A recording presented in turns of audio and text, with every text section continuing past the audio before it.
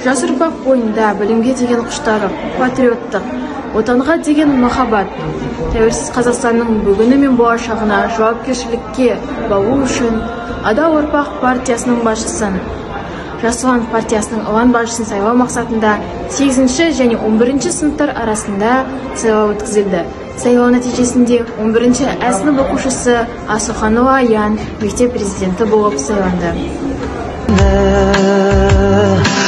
Қазақтың асқақ бедері, махаббат қайрат екеулеп, шымаралатқан денені, көк тудың желбірегені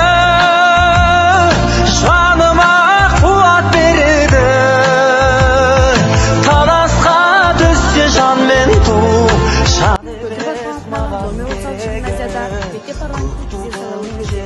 Сайлау ережесі бойынша әрбір оқушы өз таңдауын жасай алады. Мектеп парламенті президенттігіне үміткерлер саны 9. Осы сайлаудың әділетті өтуіне барлық оқушылар атсалысты. Тудың желбірегені елдікті